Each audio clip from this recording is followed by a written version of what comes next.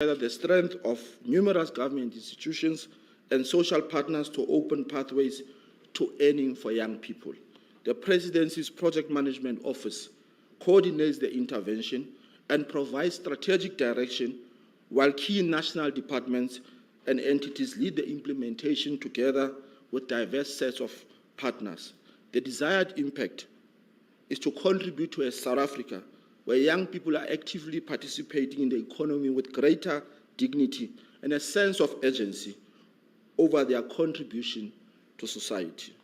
The PYI has made significant progress to date with achieving these objectives. The National Pathway Management Network, a network of networks that aggregates opportunities into a single place and provides active support to young people to navigate pathways into the economy, now reaches more than 4 million young people. More of these young people who are joining the network through sayouth.mobi face exclusion in the labor market. The majority are black women. A cohort we know experience extensive barriers to accessing earning opportunities in the economy and requires targeted support. Moreover, 73% of young people who responded to the question report that they attended poorer resource quintile 1 to 3 schools, and 65% report that they live in households where at least one member receives a social grant. By connecting the sayouth.mobi platform to other platforms in the network, such as the Department of Employment and Labor, Employment Services South Africa, ESSA, JobJack, and the National Youth Development Agency's ERP platform, the National Pathway Management Network is providing young people with access to a wide range of opportunities across all partners. Through this network, young people have been supported to access just over 1 million earning opportunities since the inception of PYI. These include opportunities delivered through the Presidential Employment Stimulus, the Revitalized National Youth Development, the Revitalized National Youth Service, and private sector efforts such as the Youth Employment Services. Young people such as Timothy, who first joined the sayouth.mobi as a school assistant in the successful Department of Basic Education Employment Initiative Program, have been able to find other opportunities on the network. After the Department of Basic Education Program ended, Timothy discovered an opportunity to make his own money on SA Youth by selling goods using a digital app called Twili and quickly becoming a top earner. As we come to the end of Women's Month, it is also critical to highlight how the PYI is responding to the vulnerability of young women, or vulnerability young women continue to face. The recent release of Q2 results of the Quarter Labor Survey paint a grim picture of the state of women in the labor market. Women are less likely to participate in the labor force compared to men, and those that do face high unemployment rates. Of these young women aged 15 to 24 years, 30% are neither in education and training compared to only 32.4% for young women. They are either in education, employment, or training. The PYI counters these effects by linking young women to programs in the partnership such as Basic Package of Support and the Revitalized National Youth Service that provides targeted support and break down persistent barriers.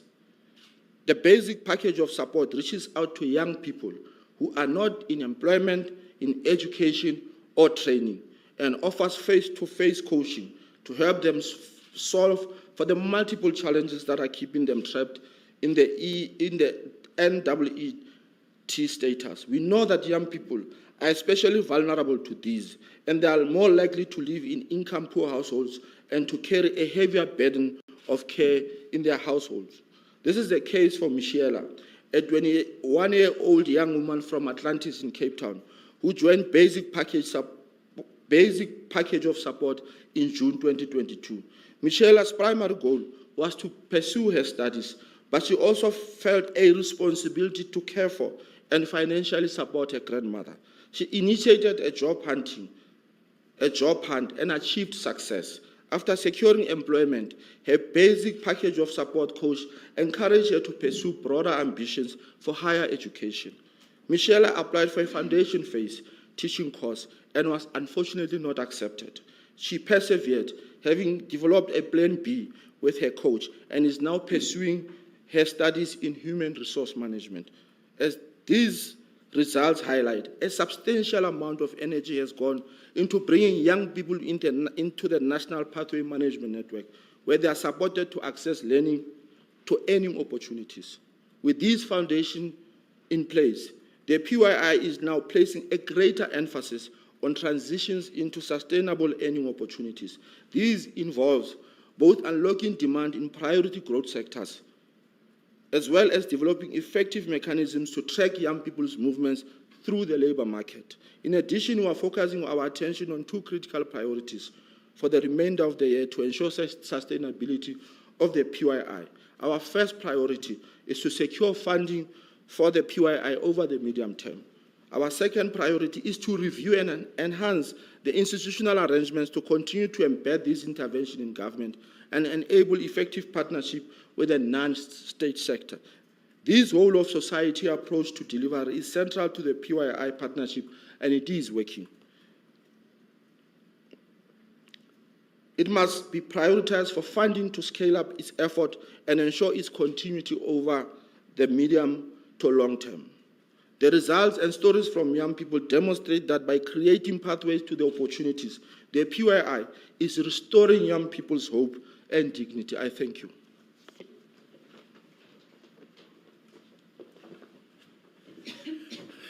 Thank you very much, DM. We will now request the DGG in the Office of the President, Mr. Rudy Dix, to come and introduce all partners.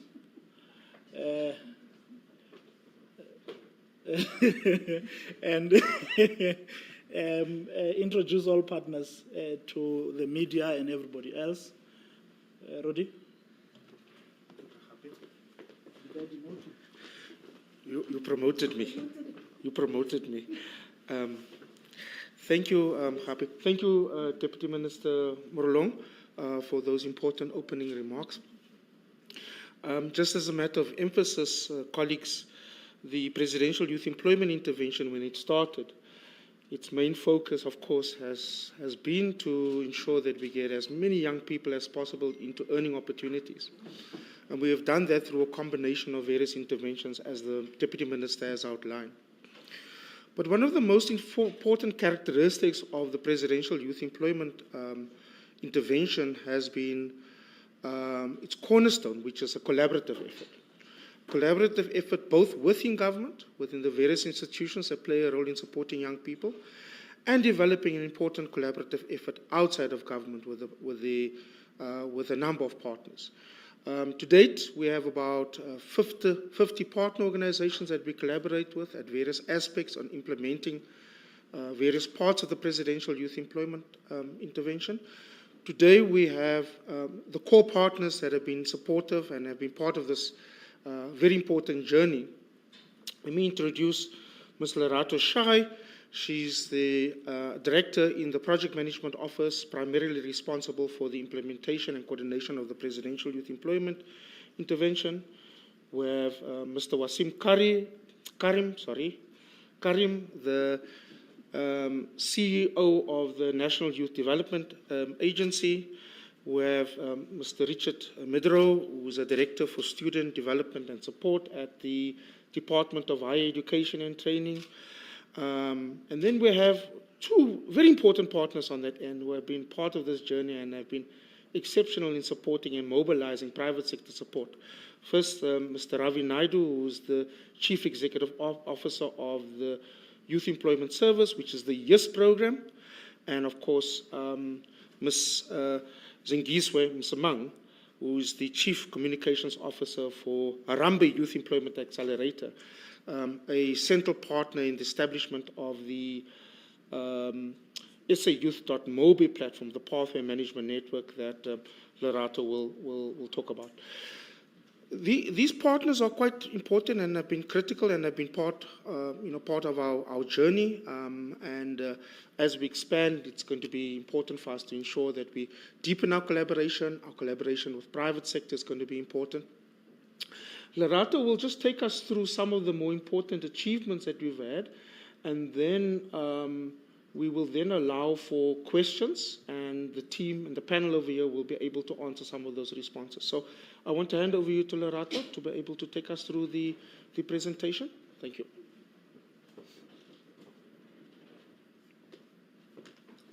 Thank you very much, Rudy. I'm just going to get it set up.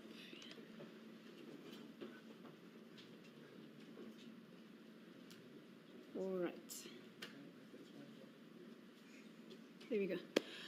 Good morning, everybody, members of the media. I'm going to be having the pleasure of taking you through what are some of the significant achievements that we've been able to gain traction on since the inception of the Presidential Youth Employment Intervention when the President launched it in 2020. So we, as the Deputy Minister has already outlined, the PYI was really introduced to tackle the fact that too many young people in South Africa simply do not transition from learning to earning. They are in broken pathways, struggling to find real traction in the economy. So the PYI exists to particularly address this problem. It does so through a focus on 3 core objectives: really driving system change to address the barriers that young people face. So we really are intervening at a systems level.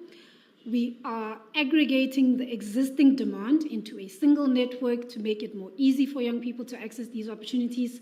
And we're stimulating new demand in priority growth areas that we know have the potential to create opportunities at scale for young people.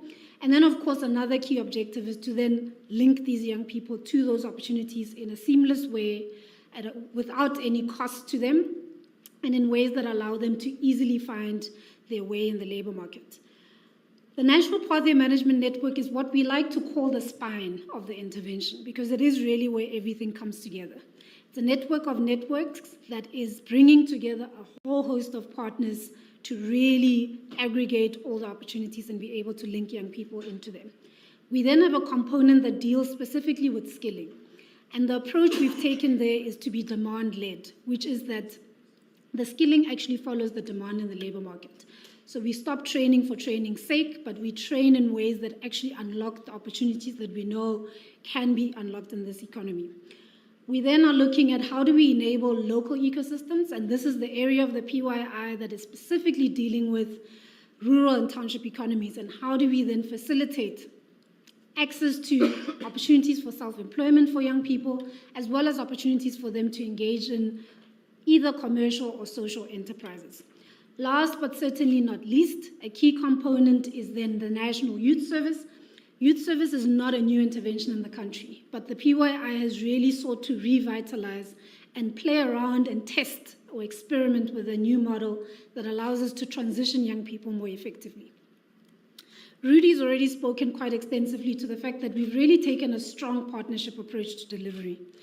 We in the presidency are not an implementing department, so our role has really been to be custodian, to drive the strategic direction, to really crowd in support from the private sector, from development partners, from civil society. So we play that role in the Presidential Youth Employment Intervention. The implementation itself sits with the lead implementing departments, as well as entities of government that hold the mandates for those different components. I'm not going to go through these in detail, but just to state that the Department of Employment and Labor is crucial, and they lead the National Pathway Management Network. The Department of Higher Education and Training is, of course, the natural lead to lead on the skilling component. We have the Department of Trade, Industry and Competition together with the IDC that are working on the local ecosystem enabling work. And then we have the National Youth Development Agency, which is a core partner that leads on the work on the revitalized National Youth Service. And across all of these, we've set up coordinating mechanisms that are bringing in non-government partners to help us drive our objective. And what are those objectives? So we have set ourselves targets over the 5 years since the President launched the PYI, and they really are all aiming towards one desired impact, which is to contribute to a South Africa where young people are actively participating in the economy with a greater sense of dignity and agency over their contribution to society. We really want young people to feel like active members of the society with a clear sense of what their role is and what they have to give and contribute. We track 3 core indicators to this effect. The first is we are targeting that within the 5 years we'll have 5 million young people participating in the National Pathway Management Network. And to date, as at June 2023, we currently have over 4.1 million young people who are in the network, so we're tracking quite well against that particular objective. We are then targeting to have supported young people to access 1.5 million earning opportunities that are temporary as a way to start getting them on a pathway to earning. And on that particular indicator, we, as Deputy Minister has already indicated, we are currently sitting just over 1 million. And then last but not least, which is really at the heart of the matter, is to ensure that 500 young people are transitioned into sustainable earning opportunities. We've spent the first 2 years of this intervention really building a solid foundation, making sure we're getting young people into the network, starting to provide them with targeted support, and more importantly, starting to link them to those temporary earning opportunities. And we are now pivoting our focus, and we've kicked off a set of evaluations as well as tracer studies to start getting a sense of which of these activities are actually starting to unlock these transitions into sustainable earning. So this is where we are at to date in terms of these 3 core indicators. I'm now going to just take you through how we are tracking in this current financial year. We've just concluded the first quarter, and we have some new indicators in terms of how we've done in this particular first quarter, with just over 47,000 young people having registered, adding to that 4.1 million on the National Pathway Management Network on SA Youth. We had on average 705 what we call opportunity holders, which includes all organizations that have opportunities for young people. So it includes both employers, but as well as those organizations that are providing support, that did actually provide opportunities into the network. And in the first quarter of 2023-24, we had 135,000 odd opportunities that were accessed by young people through the National Pathway Management Network. Of these 72% of these were accessed by young women. And then under workplace experience, which is part of our demand-led skilling opportunities, we had just over 12,000 opportunities that were accessed by young people through both the private sector-led youth employment service as well as the Department of Higher Education and Training, specifically looking at the TVET colleges. We also provided opportunities to young people to get support both on an enterprise financial support level as well as non-financial enterprise support, and that sits as well at just over 12,000. And we are coming to the end now of the first cohort of the National Youth Service, and about 334 young people have added to the over 47,000 that have accessed opportunities in this case. As the Deputy Minister has already indicated, we are coming to the end of Women's Month. We just came out of Youth Month recently, and we felt it important to then spotlight how we are supporting young people, young women specifically, in the Presidential Youth Employment Intervention. And we've taken some stories from all of the partners that are with us today to demonstrate how this is playing out in reality. What we're learning through SA Youth is that young women continue to face specific barriers, even as progress is being made in this regard. In particular, what we now know has been a big shift in our labor market, is that more young women are actually getting educated than young men. We're seeing more young women that are educated, they are tenacious, but they're still facing substantial barriers once they enter into the labor market, with many of them being far less employed and where they are earning far less than what men earn in the same jobs. We also know that there is now high growth in what is called gig work, with tech-enabled jobs starting to unlock some barriers. But what we are finding is that while there is flexibility, not all of it is yet translating in meaningful ways for young women. And lastly, what we do see is that if there's intentional design in the programs to really tackle the barriers that are persistently affecting young women, especially in male-dominated sectors, women take these up. They take up these opportunities and they run with them and they create new pathways for themselves. So what we really are seeing is that to tip the scale towards more equity, we need a systemic shift. So it's not about jobs for girls, but employment systems that actually work for women. So what have we seen in terms of interventions that work? The first is to really target excluded young women. And SA Youth is thriving in this particular respect. And we are seeing that the majority of young women who are joining, of young people who are joining the network are young women, with over 70, just close to 70% of them actually securing earning opportunities on the network. We do also know that many of these young women are coming from the poorest households. They are coming from households where at least one person is earning a grant. And so the targeting is being effective in starting to turn the tide on the statistics that are currently prevalent in the labour market. When we turn to the work of the Youth Employment Service, which is a private sector-led initiative and one of the founding partners that have been with us since the start of the Presidential Youth Employment Intervention, is that they are supporting just over 58% of young women. And since its inception, they've managed to really start to generate the kind of demand and access to opportunities we are wanting to see in the private sector, with 42% of their alumni employed in permanent or contract roles. So yes, really is starting to shift the trajectory and starting to create pathways to earning for young women. And there are two stories that we wanted to just share that really demonstrate this. Khomotso Seku, who is a young woman coming from a rural village who lived in a two-roomed house that was shared with over 13 people living just off of two people's income, was able to overcome adversity and after passing her matric and gaining a degree, was able to secure a YES opportunity that unlocked a trainee role at Nedbank, where she was able to excel and today is currently working there as a business intelligence data analyst. A similar story on these pathways that are being unlocked is from Tulisile Nteta, who is from Alex and was part of the drone pilot program of the Youth Employment Service, and she's currently taking this up and it has enabled her to really start dedicating herself to this particular career path and receiving the support through this program.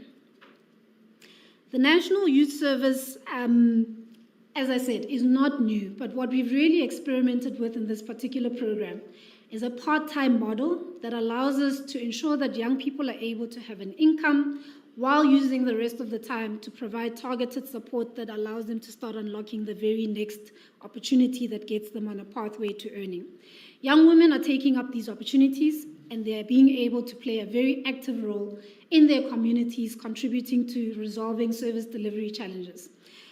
About 68% of the young people who participated in the NYS were young women, which is really, again, driving the gender shift in the labour market itself. An impressive 79% successfully completed this program.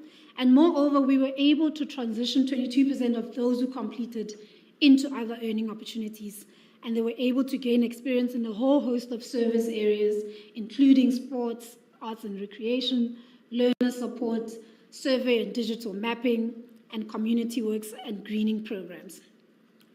What the National Youth Service has really demonstrated is that to address the barriers, you do need to have intentional program design around young women. And part of this includes ensuring that we deal with the geographic access barrier, so providing opportunities to young women where they are at, in their local communities. Being able to build in a social cohesion element, the participation in the program fosters connection. It allows young people to build ties and have a sense of collective responsibility over the problems that are happening in their communities. It builds confidence while also ensuring that they're earning an income, which itself comes with various benefits, including the ability to support their families. We've really taken a youth helping to solve youth problems approach in the National Youth Service. So a lot of the engagement in each of these different service areas actually involves young people who are participating in service, helping young people who are living in those communities.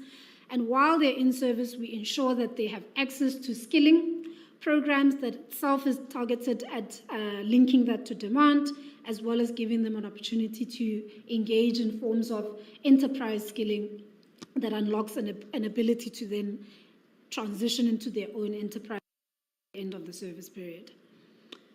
Last but certainly not least is the work around the placement of young people from TVET colleges into opportunities to partake in workplace experience.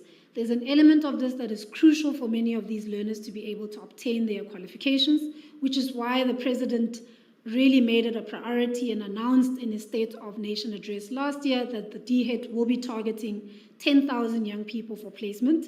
They were able to achieve this and exceed this target, placing just over 10,500 young people in opportunities to be in workplace experience, gain the skills, gain insight into the world of work, for many of them for the very first time, and for many of them for the very first time earning an income. And majority of these, again, were young women, because this is really one of our targeted priorities, is to make sure we are closing the gap we're seeing in the labor force. In the first quarter, just under 2,000 have been placed already, against the target of 20,000 in this year that President also announced in a State of Nation address. Just to give you a flavor of which sectors of the economy these young people are being placed, we are seeing placements, of course, within community and social services, hospitality. Many of the young people are going into education, finance, manufacturing, as well as transport. And this is really this overview of all the different stories, and this is just a sliver of the stories that we have in the Presidential Youth Employment Intervention, are really meant to demonstrate how a targeted, focused, and intentional approach around design and linking young people to opportunities that are able to break down barriers that especially young women face is helping us to unlock the earning pathways that we are seeking to build at scale in the youth intervention, in the Presidential Youth Employment Intervention. As we progress, and DM has already spoken to this quite well, so it's really just to re-emphasize these priorities. The first key one is that the funding for the PYI comes to the end at the end of March 2024. So a very core priority for us is to make sure that we are securing the funding over the medium term to ensure that we not only extend and continue this good work, but that we're able to start building the mechanisms to scale it. We are evaluating and enhancing the institutional arrangements to make sure that it's easier for government to quickly partner with those in the rest of the economy that are finding innovative approaches and mechanisms to unlock these opportunities for young people. Last but not least, we are deepening our work in terms of evaluations and grappling with what exactly is working in the host of different things that we're doing and where should we target our focus next. I'll close it up here and invite everyone that is watching to please go onto the State of Nation Address website, where you're able to get more information on the Presidential Youth Employment Intervention and also explore the data on our recently launched new and improved dashboard that gives you a lot more insights into this. Thank you very much. We are happy to take questions.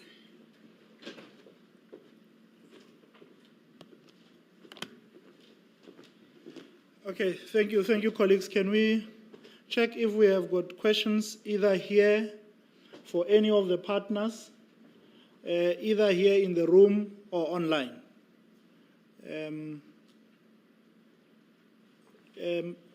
Yes, Vanessa? We have 3 questions so far from the GCIS media groups. The first 2 are from Marvin Adams, a freelance journalist. Deputy Minister, can you please provide insights into the measures being taken to ensure that the Presidential Youth Intervention Program effectively meets its objectives without inadvertently reinforcing or neglecting racial quotas? as the status quo often sees communities like colored young people. What are the racial demographics of the young people that were placed in the opportunities program since the launch of the PYEIE? The last question is from Tando Maeko from Business Day. How much funding does the program require for its continuation in the medium term? Should this funding not be received, does it mean that the program will be suspended? Apart from engaging in the national apart from engaging the National Treasury through the budget process for additional funding, has the program tapped into private funding for the funding required? Please explain your answer. Okay, some of the questions are quite technical, and the DM will preface the answers to the questions, and any of the partners that are here would field, will add technical answers to those questions, but the DM will preface the answers to that. Well, thank you very much. As we have said, this PYI is a multi-sectoral initiative.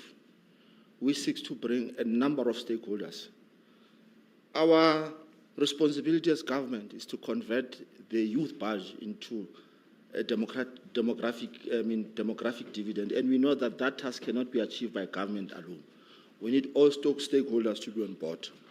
We will require over 5 billion rands over the medium term, which means in 3 years, to have the PYI fully funded.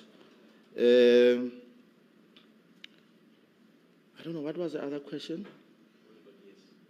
Yes. Oh, I think the Exclusion and the racial we have said, and this is an important one, we have said that 4.1 million young people have access to the platform. Most of them are black, majority of them are women, and these opportunities are exposed to all South Africans. So all South Africans can log onto the platform and have access to these opportunities. So there's no racial exclusion to access these platforms. So young people who are South Africans, black and white, Indian, have access to these platforms. We continue to encourage them to take advantage of these opportunities. I thank you.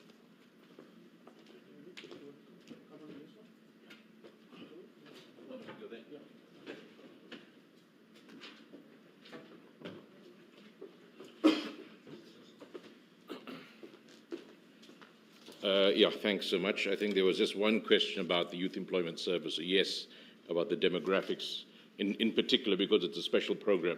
Maybe I'll just talk to that. So, and then the question is, what is the demographics of YES in terms of who are the beneficiaries of the youth in the program? So we've done 120,000 youth to date, of which in this last year, 33,000.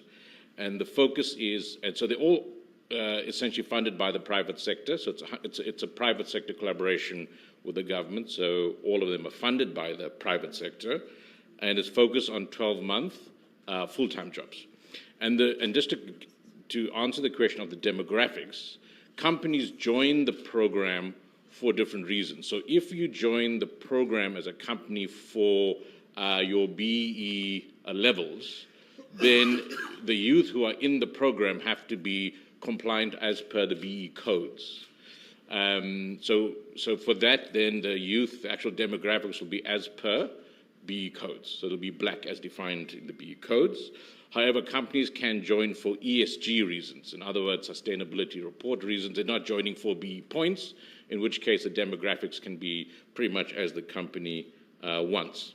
We also find that where companies join for employment equity reasons, because they want these youth to be in the pipeline for employment equity talent pools, then again, it will have to follow the legislation. So the demographics will be really determined by the program that the company is wanting to support in terms of the laws that would then prescribe to that program.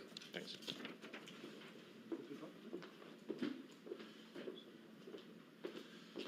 Just building on the, thank you. Just building on the DM's response on how much the, sorry, what's the name from the business day? On this response of what it would require. Now, of course, what you do have is budget allocation up until the end of this financial year. As is with most programs of this kind of nature, we are engaging through the medium-term expenditure process with the National Treasury. Our partners here within government, DIET, NYDA, ourselves, the different departments that are required, DEL, for instance, for example, have all been part of a budget submission process to ensure that we're able to secure money over the next few financial years. DM has indicated that the 5 billion is required over the MTF over 3 years. So we are working quite hard to ensure that the success of what we've achieved right now is able to continue. There are lots of engagements, and there's genuine commitment from government to make sure that these programs are going to be funded going forward. Thank you.